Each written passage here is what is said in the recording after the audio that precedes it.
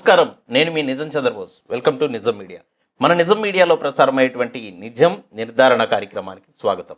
ఈరోజు నిజ నిర్ధారణలో భాగంగా తెలంగాణ రాష్ట్ర ఎన్నికల వేడిలో భాగంగా ఎంపీ సీట్ల కేటాయింపు విషయంలో అత్యంత పెద్ద సామాజిక వర్గమైనటువంటి మాదిగ సామాజిక వర్గానికి అన్యాయం జరిగింది.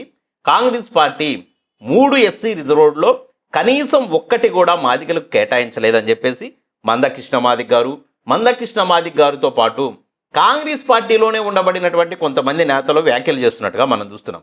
అంతెందుకు, మాల మహనాడుకు సంబంధించి కాంగ్రెస్ పార్టీలో ఉండబడి కాంగ్రెస్ పార్టీలో స్పోక్స్ పర్సన్గా ఉండి కాంగ్రెస్ పార్టీలో కీలక నేతగా ఉండి అసెంబ్లీ ఎన్నికల దగ్గర నుంచి ఇప్పుడు పార్లమెంట్ ఎన్నికల దాకా ప్రతి ఎన్నికల సందర్భంలోనూ టికెట్ వస్తుందని ఆశించి భంగపడ్డటువంటి అధ్యక్ష దయాకర్ కూడా మాదిగలకి 2 టికెట్లు రావాలని ఆయన కూడా మాట్లాడినట్టుగా మనం చూసాం.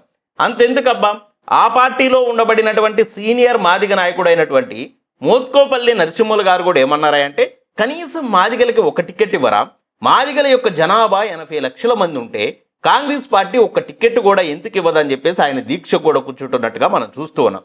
అయితే ఈ పరిణామాలన్నిటి మీద చాలామంది మాకు ఫోన్ చేసి ఏమంటున్నారా అంటే, మందకృష్ణ మాదిగ గారు బాగా డిమాండ్ చేస్తున్నారు కదా, డిమాండ్లో న్యాయం ఉంది కదా, న్యాయమైన డిమాండ్ ఆయన పెట్టినప్పుడు, ఆయన అంతగా ప్రశ్నిస్తున్నప్పుడు, అంతగా పోరాటం చేస్తున్నప్పుడు ఆ పోరాటానికి మీరు అండదండలు ఎందుకు ఇవ్వరు, మీరు ఎందుకు ఆయనకు సపోర్ట్గా ఒక వీడియో చేయరన్నా అని మమ్మల్ని ప్రశ్నించారు.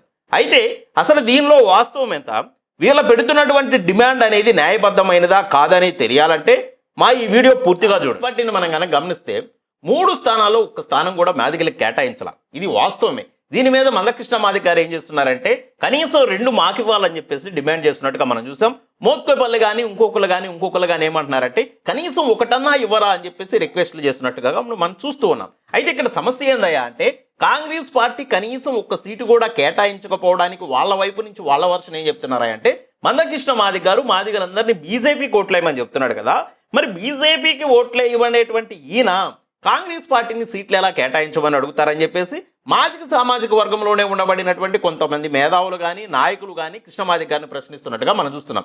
మేమేమంటున్నామయ్యా అంటే, మా నిజం మీడియా తరపున ఏమంటున్నామంటే, ఒక కృష్ణ మాదిగ గారో ఇంకొకళ్ళనో ఒక నాయకుడిని చూపించి కమ్యూనిటీని మొత్తాన్ని ఆ నాయకుడు గంటగడుతోనో, లేకపోతే ఆ నాయకుడు ఒక పార్టీకి మద్దతు ఇచ్చాడు కాబట్టి ఆ కమ్యూనిటీలో మా పార్టీలో టిక్కెట్లు ఇవ్వము అంటే మాత్రం ఆయా పార్టీలు ఘోరంగా దెబ్బతింటాయి. అయితే కృష్ణ మాదిగ గారు పెడుతున్నటువంటి ఈ డిమాండ్ల మీద మా నిజం మీడియా స్పందన ఏందయ్యా అంటే, 75 సంవత్సరాల స్వతంత్ర భారతదేశం, గొప్పదైనటువంటి భారతదేశానికి సంబంధించినటువంటి రాజ్యాంగం, ఆయన కుటుంబాన్ని కూడా త్యాగం చేసి అనేక రోజుల పాటు అనేక సంవత్సరాల పాటు కష్టపడి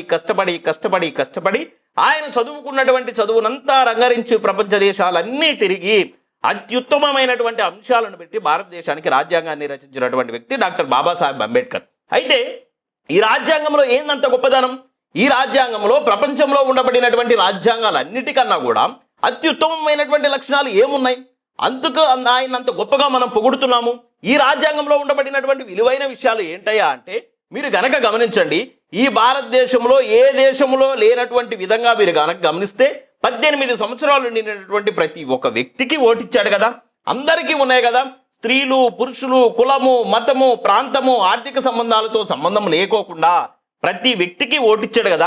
నేనేమంటున్నానంటే, కృష్ణాన్ననైనా మోత్కేపల్లి గారినైనా ఇంకొకళ్ళనైనా మొన్నటి వరకు కాంగ్రెస్లో ఎంపీ సీటు కోసం ప్రయత్నం చేసినటువంటి సంపత్ గారినైనా ఎందుకన్నా అడుక్కుంటున్నారు, ఎందుకు కాంగ్రెస్ పార్టీని అడుక్కుంటున్నారు, ఎందుకు బీజేపీ పార్టీని అడుక్కుంటున్నారు, ఎందుకు బీఆర్ఎస్ని అడుక్కుంటున్నారు, ఎందుకు సిపిఐని అడుక్కుంటున్నారు, సిపిఎంని అడుక్కుంటున్నారు, ఇంకో పార్టీని అడుక్కుంటున్నారు. అంబేద్కర్ గారు అడుక్కోమని చెప్పారా? అంబేద్కర్ గారు దేహి అని అడగమన్నాడా? అంబేద్కర్ గారు మీకు సైన్యాన్ని ఇచ్చాడా? సైన్యం చేతిలో యుద్ధం చేయడానికి అవసరమైనటువంటి ఆయుధమైనటువంటి ఓటు ఇచ్చాడా? ఆ ఓటుతోటి యుద్ధాన్ని గెలిచి రాజ్యాన్ని మీరు తీసుకోవాలి కానీ, మహాప్రభో మేము యుద్ధం చేయలేము, యుద్ధంలో గెలవలేము, మేము మీ సామంతరాజులుగా ఉంటాము, మాకు ఆ రాజ్యాన్ని ఈ రాజ్యాన్ని ఇస్తే మేము మీకు కప్పం కట్టుకుంటూ మీ కింద బానిసలుగా పనిచేస్తామని చెప్పమన్నాడా? మా నిజం మీడియా ఒకటే ప్రశ్నిస్తుంది, ఎందుకు అడుక్కోవాలబ్బా కాంగ్రెస్ పార్టీని? ఆ మోత్కేపల్లి నరసింహులు అన్న అంటాడు, ఆయన మంత్రిగా కూడా చేశాడు, చాలా పెద్ద నేత, మాదిగల్లో గుర్తింపు ఉండబడినటువంటి నేత, ఎన్టీ రామారావు గుడితో కూడా రాజకీయం చేసినటువంటి వ్యక్తి, అంత గొప్ప నేత అంటాడు, అరే 1 ఇవ్వరా మాకు, కనీసం అపాయింట్మెంట్ ఇవ్వరా రేవంత్ రెడ్డి గారు అని మాట్లాడుతున్నాడు. ఈరోజు దీక్ష నేను అంటున్నా అన్న, మీరు అంత రాజకీయ అనుభవం కలిగినటువంటి వ్యక్తులు, మంత్రులుగా చేసినటువంటి వ్యక్తులు, ఒక పార్టీలో మీ అంత అనుభవం లేనటువంటి వ్యక్తి, మీ అంత రాజకీయం తెలియనటువంటి వ్యక్తి ఒక రేవంత్ రెడ్డి అపాయింట్మెంట్ కోసం మీరు అపాయింట్మెంట్ కోరినా దొరకపోయినా కానీ మళ్ళీ ఏమంటాడంటే అన్న నేను పార్టీ మారను, నేను ఈ పార్టీలోనే ఉంటా అంటే అధికార పార్టీలో ఉండాలి. అధికార పార్టీలో ఎవరైతే పెత్తనం చేస్తారో ఆ పెత్తనం చేసేటువంటి దొరల దగ్గర మీరు బానిసలుగా మారి మీ కింద ఉండబడినటువంటి మీ సామాజిక వర్గాలకు సంబంధించినటువంటి వ్యక్తులను కూడా మీరు బానిసత్వం చేపించాలి. ఇదేగా మీ స్ట్రాటజీ. మా నిజం మీడియా ఏమంటుందంటే ఓకే మీరు పెట్టినటువంటి డిమాండ్లు న్యాయమే, కానీ వాళ్ళని అడుక్కునేది ఏందబ్బా, వాళ్ళ పార్టీలో అడుక్కునేదేంది? మీకు చేత కాకపోతే తెలంగాణలో ఉండబడిన నిన్న మొన్నటి వరకు బీఎస్పీ పార్టీ ఆయన ఆర్ఎస్పీ గారు ఆయన ఏదో ఉద్ధరిస్తాడు అనుకున్నాం, కానీ ఆయన నిట్ట నిలువున బహుజనుల ముంచి వెళ్ళిపోయాడు కదా. కానీ మీరు కనుక గమనిస్తే విశారదన్ గారు వెళ్తున్నారు కదా, విశారదన్ గారు ఇండిపెండెంట్గా ఆయన ఒక పార్టీ పెట్టుకొని ధర్మ సమాజ్ పార్టీ ద్వారా తెలంగాణ రాష్ట్రంలో ఉండబడినటువంటి బహుజనులకు అధికారం చేస్తానని పోతున్నాడు కదా.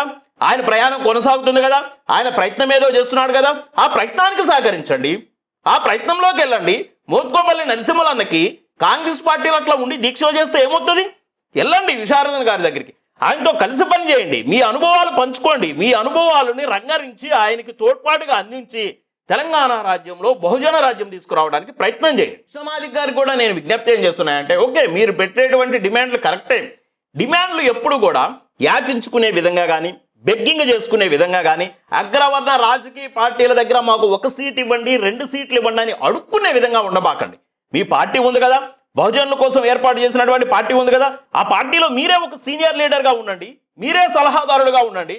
ఆయన ఏమంటున్నాడు, నేను ముఖ్యమంత్రిని అవ్వను, నేను ఒక ముఖ్యమంత్రి అభ్యర్థిని తయారు చేయడం కోసం కాన్సీరామ్ గారి పని విధానంతో ఆయనలాగే పనిచేస్తున్నానని చెప్పేసి విశారదన్ గారు చెప్తున్నారు కదా. మీరు వెళ్ళండి, మీరే నాయకత్వం వహించండి, మీరే పెద్దన్నగా ఉండండి, మీ పెద్దన్న పాత్రను అక్కడ చూపించండి. అలా చేయకోకుండా మీ సామాజిక వర్గాలకు సంబంధించినటువంటి వ్యక్తులు సప్పండ కులాలకు నాయకత్వం వహిస్తామని ముందుకొస్తే ఆ పని విధానం చేసేటువంటి వ్యక్తులనేమో ఆ పేర్లు కూడా పలకుండా వాళ్ళని అవహేళన చేస్తూ వాళ్ళను తొక్కేయాలని చూస్తూ మళ్ళీ మీరే దళితుల కోసం పోరాటం చేస్తున్నాం, మా మాదిగలకు అన్ని టికెట్లు ఇవ్వండి ఇన్ని టికెట్లు ఇవ్వండి అని చెప్పేసి ఆ నిరసనలని ఈ నిరసనలని ఇంకా ఎన్నాళ్ళు జనాలను భ్రమంలోకి నెట్టేస్తారు. మాకు ఫోన్ చేసేటువంటి మిత్రులకి మేము ఒకటే సమాధానం చెప్తున్నాం, ఇండిపెండెంట్గా ఒక స్వతంత్ర భావజాలంతో అంబేద్కర్ గారు కాన్సీరామ్ గారి యొక్క కాన్సెప్ట్లతోటి ముందుకెళ్లేటువంటి వ్యక్తులు ఎంత చిన్న వ్యక్తులైనా ఏ స్థాయి వ్యక్తులైనా కానీ మా నిజం మీడియా ఖచ్చితంగా సపోర్ట్ చేస్తుంది. కృష్ణమాదిక్ గారు ఇలా కాకోకుండా ఆయనకు ఒక పార్టీ ఉంది కదా, ఎంఎస్పీ పార్టీ ద్వారా ఆయన ముందుకెళ్ళినా కానీ ఖచ్చితంగా మేము గౌరవిస్తాం. 3కు 3 మీరు మాదిగలకే ఇచ్చుకోండి. అలా కాకుండా మీరేదో ఒక పార్టీ నుంచి బిచ్చమెత్తుకోవాలనో ఇంకొక పార్టీ నుంచి మీరు ఏదో ఆశించో ఆ పార్టీల దగ్గర యాచించుకునే దగ్గర మీరు ఉంటే మాత్రం 100% మా నిజం మీడియా సపోర్ట్ చేయదు. ఎందుకంటున్నామా అంటే గతంలో మీరు ఆర్ఎస్పీ గారిని తీసుకోండి, ఆర్ఎస్పీ గారు ఆయన బీఎస్పీ ద్వారా రాజ్యాధికారం సాధిస్తామని ముందుకెళ్ళినప్పుడు మేము సపోర్ట్ చేశాం. కానీ ఈ రోజున ఆయన బీఆర్ఎస్లో చేరి దొరల పాలన దగ్గరికి వెళ్ళి దొరల గడిలలో చేరి దొరల యొక్క పాదాల దగ్గర చేరినప్పుడు మాత్రం ఆయన వ్యతిరేకించే దగ్గర మేము ముందున్నాం. ఈ విధంగా మీరు చూసుకుంటూ పోతే ప్రతి సందర్భంలో కూడా ఎవరైనా కానీ స్వతంత్ర భావజాలంతో ముందుకెళ్తూ ఉంటే మేము వెనుతట్టి ప్రోత్సహిస్తున్నాము.